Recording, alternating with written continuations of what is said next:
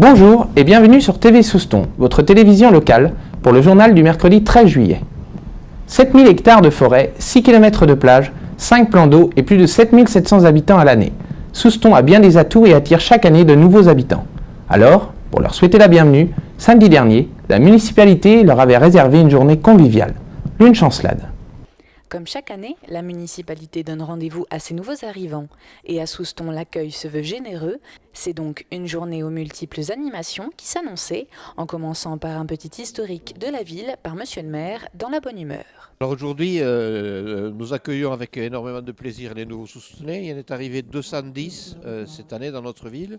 Et aujourd'hui, il y en a 108 de présents pour une journée de découverte de notre ville, que ce soit au travers des élus ou à travers de toutes les manifestations qui ont lieu aujourd'hui à Souston. Et à Souston, les nouveaux arrivants sont chouchoutés, ce qui n'a pas l'air de déplaire.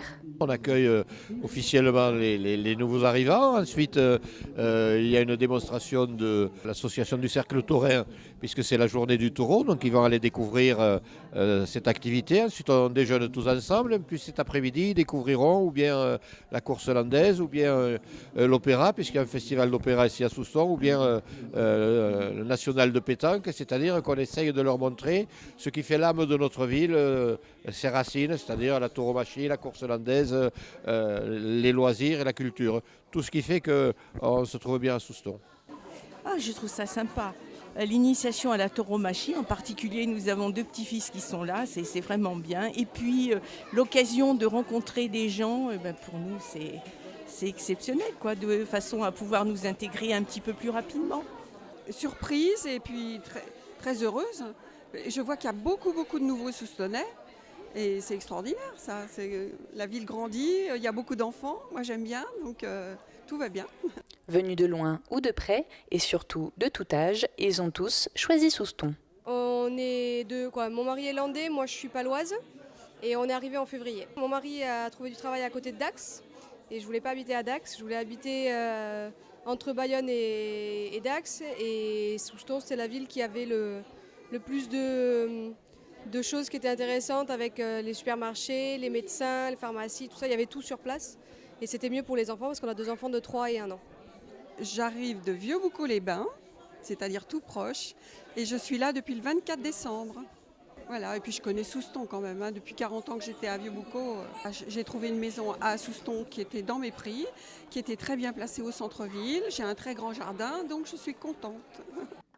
Nous sommes arrivés il y a 4 semaines, donc c'est tout nouveau. Très content d'être là. Nous étions auparavant dans un petit village à côté de Léon, donc déjà dans les Landes depuis 10 ans. Et nous avions toujours entrevu de venir un peu plus tard sur Souston, parce que nous aimons le lac, nous aimons toutes les commodités, le marché qui est exceptionnel. Et donc voilà, nous sommes ravis d'être là pour toutes ces raisons. Moi je suis originaire de Chalosse au départ, et donc nous transhumons vers la mer. Océan, forêt, commodité et convivialité, de quoi bien s'installer. En regroupant plus de 300 triplettes lors du week-end dernier, le club de pétanque a une nouvelle fois montré l'étendue de son savoir-faire en matière d'organisation. Plongez-vous dans les coulisses au pays du cochonnet.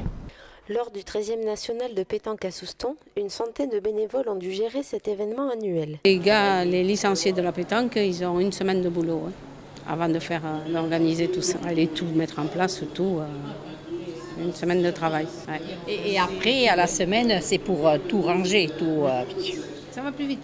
Mais enfin, il y a du travail. Il faut le faire.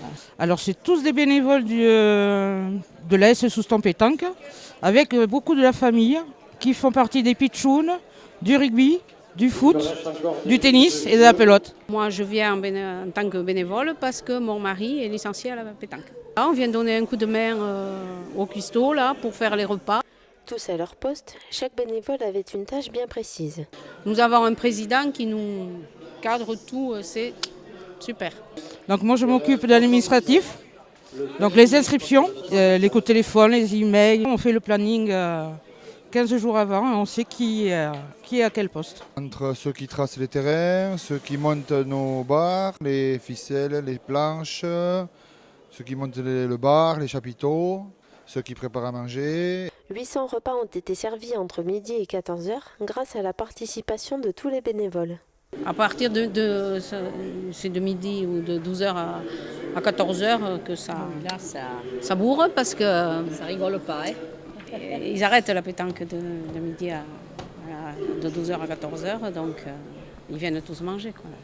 Grâce à cette organisation, les joueurs ont pu profiter pleinement de la compétition dans la joie et la bonne humeur. On voit du monde, une nouvelle tête, l'ambiance qui est très bonne, oui.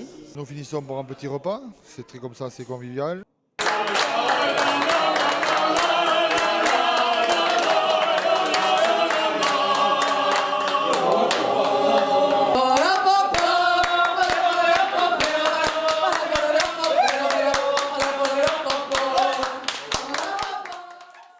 Une organisation qui, comme on peut s'en apercevoir, a su faire rimer efficacité et bonne ambiance.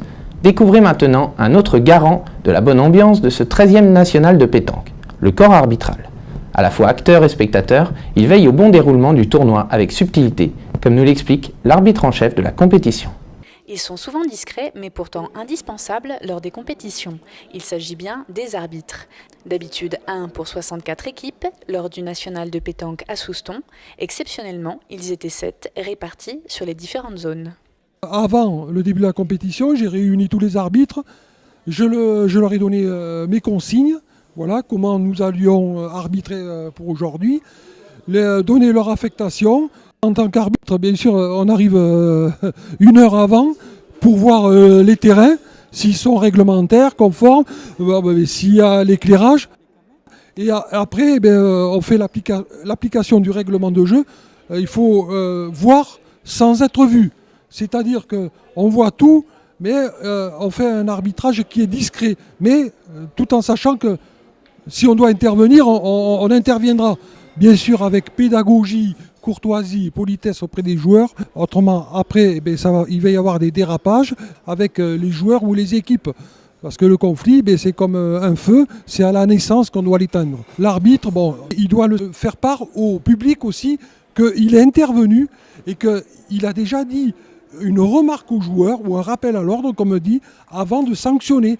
Comme ça, le public comprend mieux l'intervention et la décision de l'arbitre. Mais on n'est pas là pour hacher le jeu ou vraiment créer des conflits. On est là justement pour favoriser le jeu. Intervenant donc le moins possible, les arbitres répondent aux appels des joueurs et parfois contrôlent aléatoirement le matériel. Alors ça s'appelle un contrôle de boule. Il faut savoir que ce sont des contrôles qui sont faits par tirage au sort sur un terrain, des équipes.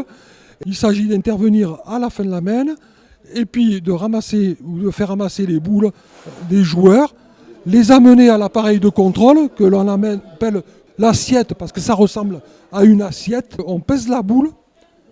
La boule, elle peut maigrir. Pourquoi ? Parce qu'il y a l'usage de la boule, mais en aucun cas elle peut grossir.